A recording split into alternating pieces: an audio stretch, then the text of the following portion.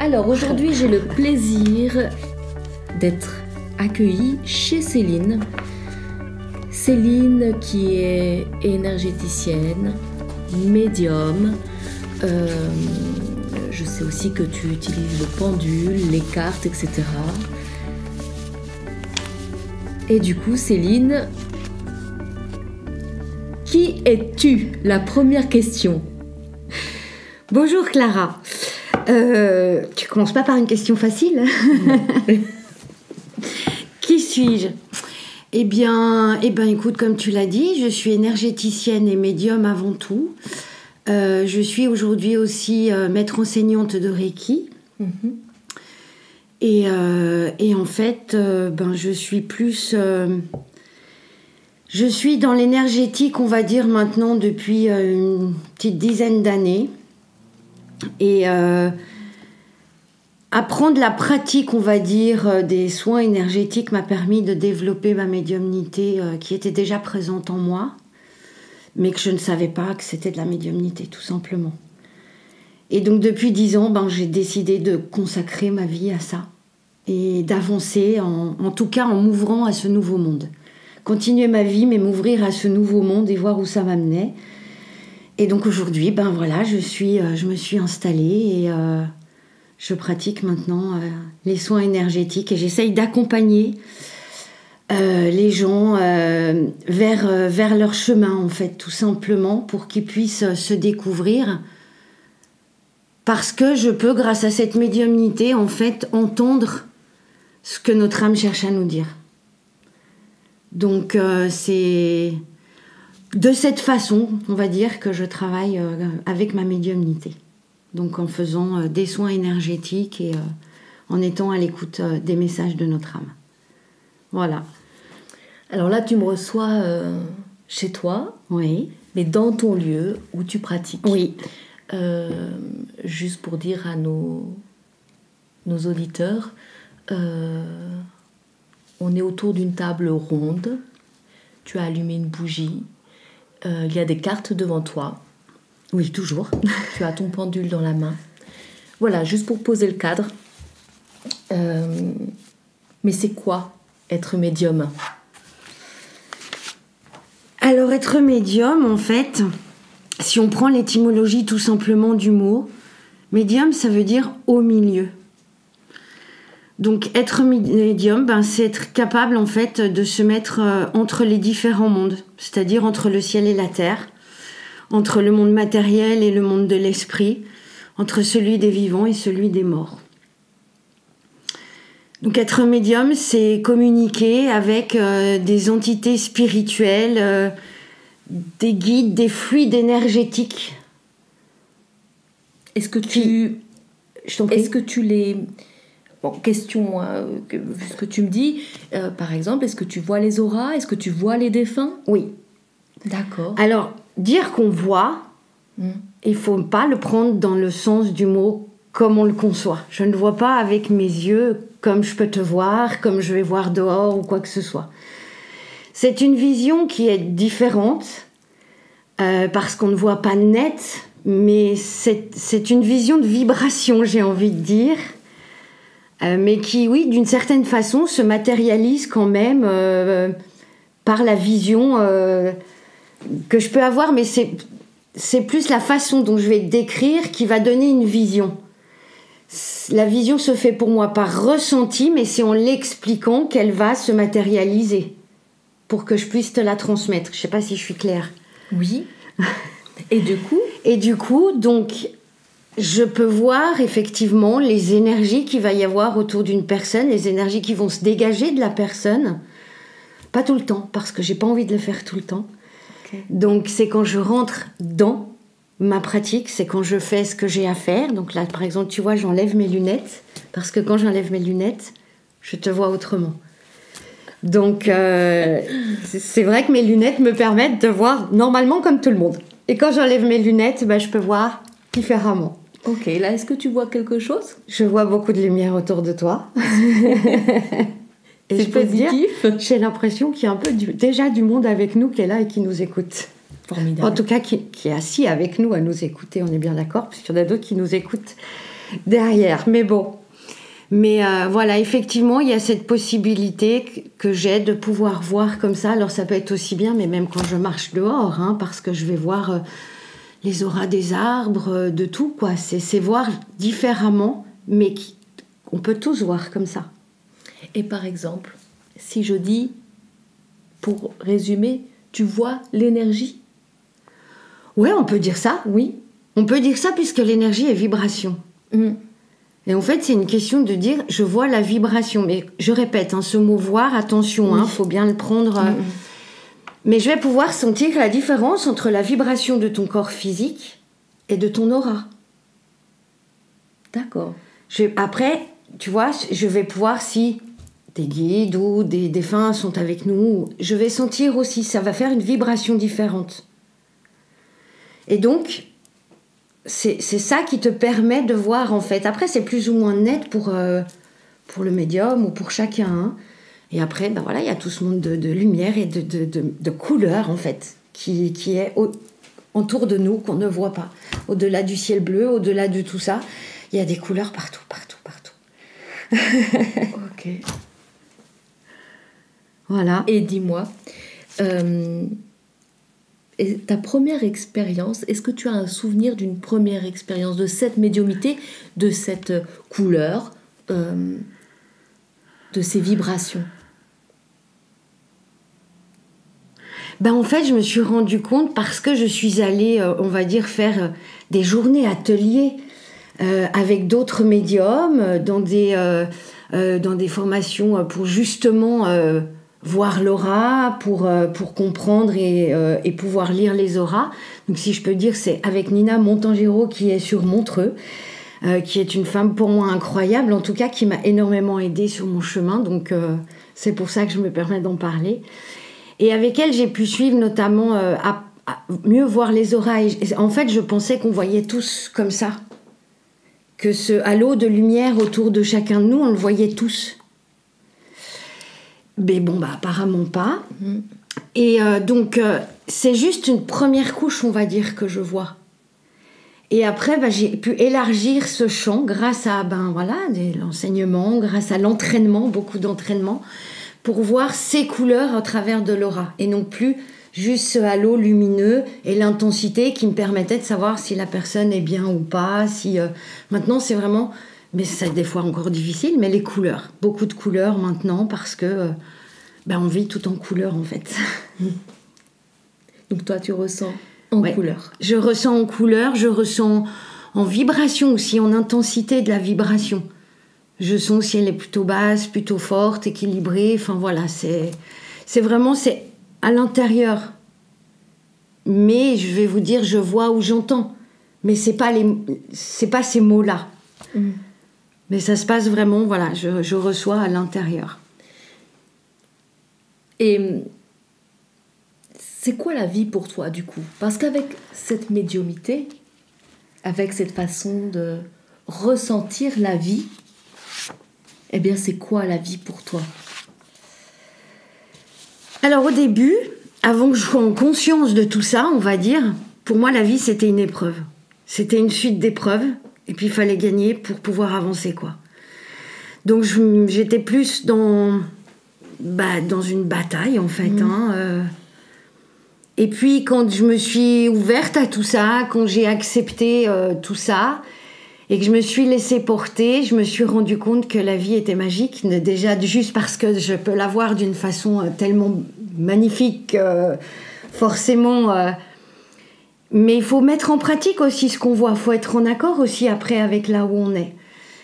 Et donc, j'ai travaillé cette paix intérieure grâce au Reiki notamment, mais aussi toutes les techniques de soins que j'ai pu apprendre, ou toutes les choses auxquelles la médiumnité m'a amené, les différentes techniques. J'ai essayé avant tout de pratiquer sur moi-même. Avant de commencer quoi que ce soit, j'ai commencé par être mon premier cobaye. Et là, je me suis rendu compte que lorsque je portais attention aux belles choses de la vie, il y en avait de plus en plus. Et au fur et à mesure de mon chemin, je me suis rendu compte que la vie n'était qu'une expérience. Parce que chaque événement que finalement je suis persuadée et on provoque les uns les autres puisqu'on s'amène sur notre chemin ce dont on a besoin pour avancer. Mais ça, je pense qu'on pourra expliquer après tout simplement pourquoi, mais on vient forcément pour une raison bien précise ici, et c'est cette conscience qui a commencé à venir en moi, et vraiment, une fois que j'ai compris que la vie, c'était pas la souffrance, et au contraire, c'était tout ce que j'avais décidé en tant qu'âme de venir vivre pour avancer, pour évoluer, j'ai commencé à kiffer la vie, comme on dit.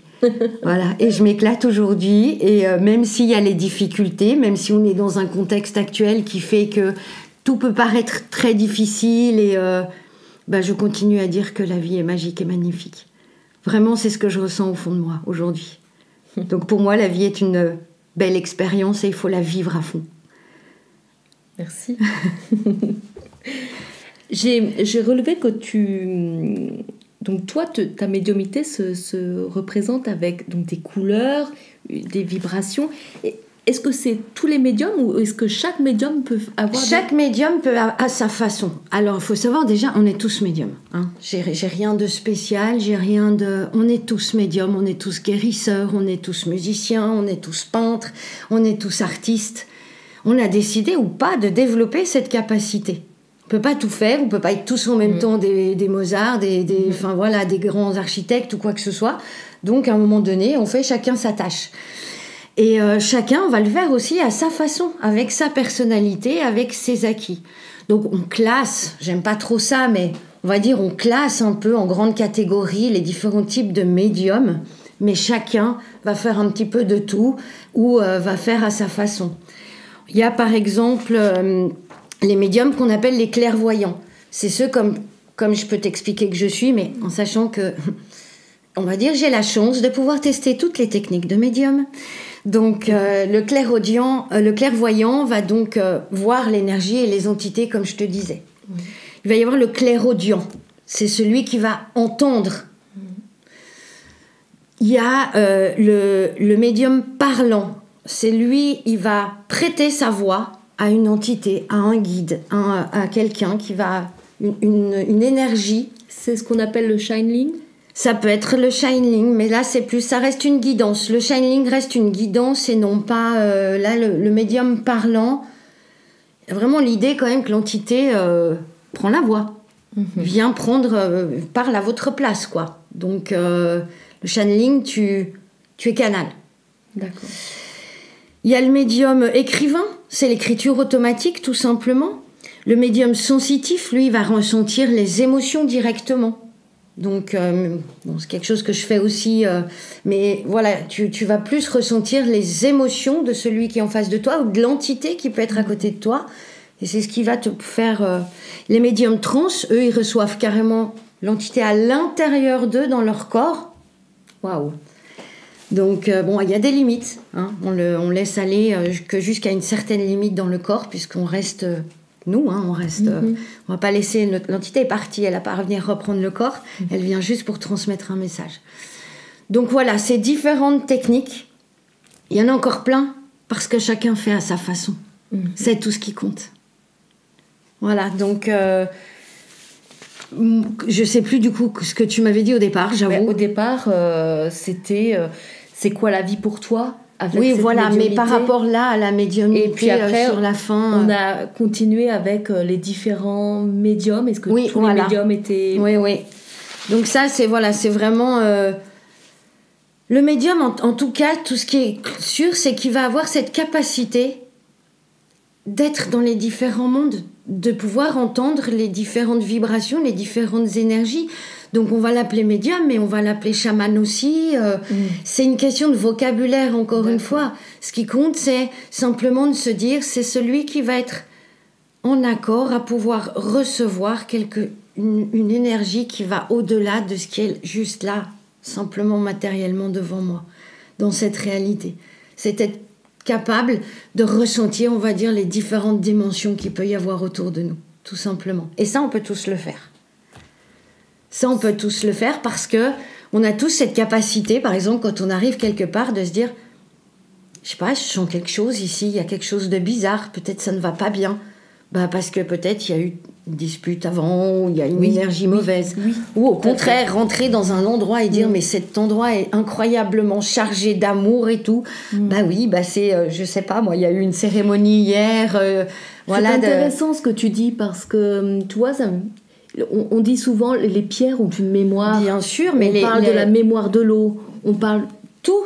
La mémoire, les murs, comme on dit, les murs de la maison vont garder les mémoires de ce qui s'est passé. Donc ces maisons, que ce soit les bonnes ou les mauvaises choses, c'est pas forcément...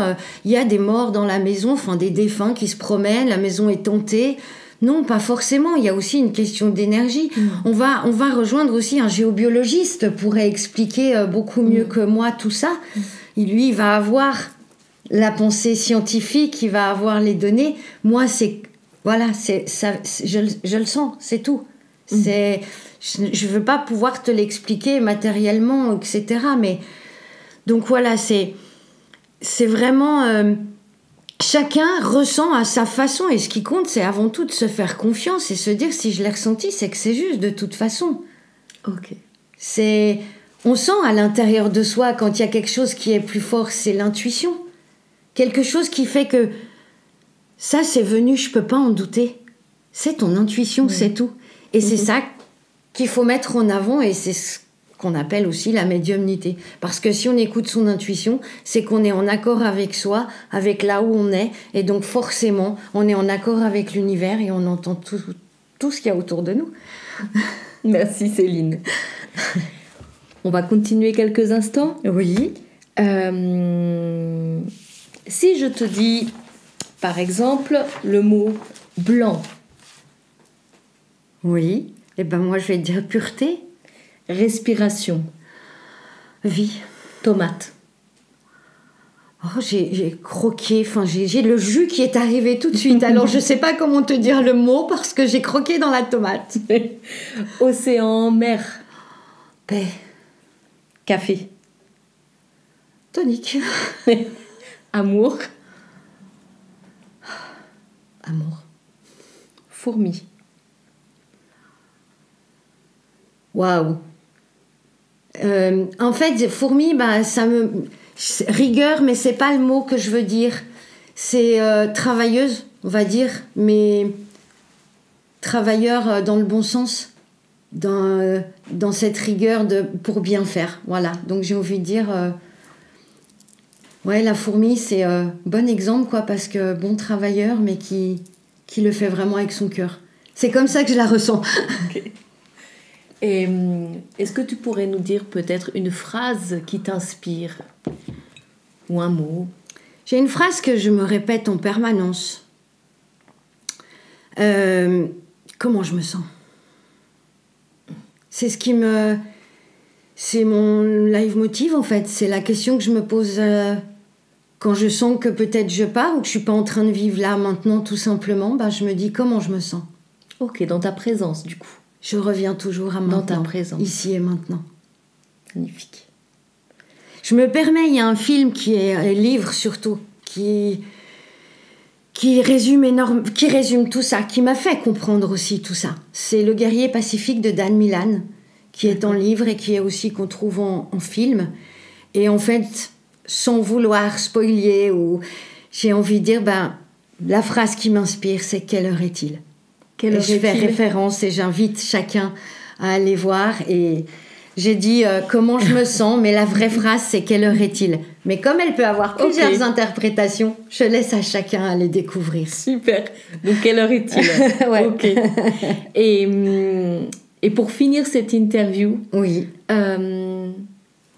Est-ce que il y aurait peut-être un message à faire passer? Est-ce qu'il y a des entités qui seraient autour de nous et qui auraient envie de nous dire quelque chose à nous, à nos auditeurs, ou je ne sais pas? Alors là, tu prends tes cartes. Ouais, parce que réellement, donc là, ce que je sais qu'on m'a déjà dit tout de suite, c'est de toujours croire en soi, de toujours avoir cette force, cette foi. On peut la mettre dans ce qu'on veut aussi, dans une autre croyance au-delà de nous ou quoi, mais se dire que cette croyance, elle existe que si on croit en nous. Donc c'est ramener à soi, dans son meilleur potentiel tout simplement, et dans la réalisation de ce qu'on est venu faire. Sinon, ce serait quoi l'intérêt? Et puis, donc là, vous voyez, hein, la carte qui tombe, c'est approfondissement. Donc on me dit d'aller un petit peu plus loin là-dedans. C'est simplement, voilà, apprenez chaque jour à vivre de ces petits instants magiques. À savoir, j'ai envie de dire, d'aller se coucher le soir en se disant plutôt « ça c'était génial, j'ai fait ça, oh j'ai vu un tel, c'est super, ça faisait longtemps qu'on s'était pas vu, ah super, j'ai réussi ce projet aujourd'hui » et non pas « tiens, j'ai pas fait ça, j'ai pas fait ça, j'ai pas fait ça, j'ai pas fait ça ». Et rien que ça déjà, ça transforme les choses. Voir le verre à moitié plein et non pas à moitié vide. Voir la vie qui est dans son côté positif mais sans se voiler la face, ça être lucide. Il y a des choses à côté qui sont pas équilibrées, des choses qui nous plaisent pas. Mais on doit avancer avec, alors autant en tirer le meilleur. Autant tirer le meilleur de chaque chose qui se présente à nous. Et c'est en ça que la vie, elle devient magique vraiment. Dès qu'on rentre dans cette conscience, Il y a encore une carte qui vient de sortir voilà, du jeu.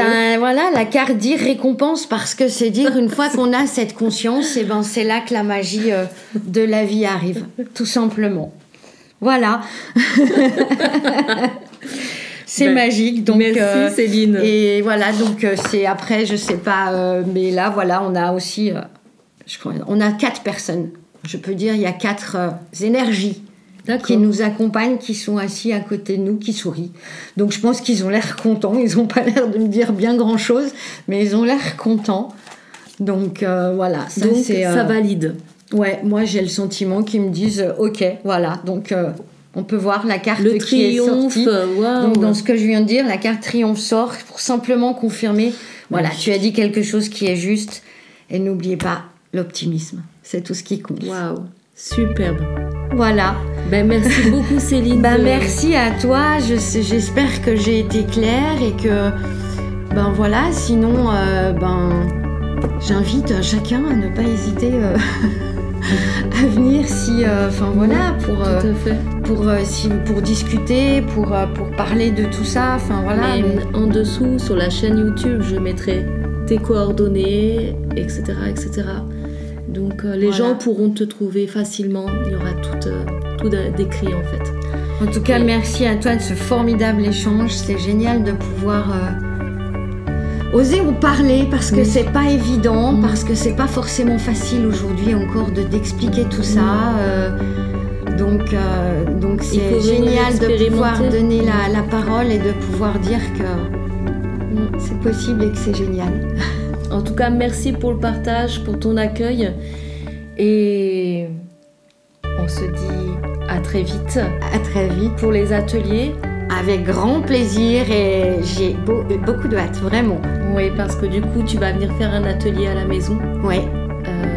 On va nommer, faire émerger réveiller le médium qui est en soi, ou trouver, comprendre la médiumnité en soi, simplement.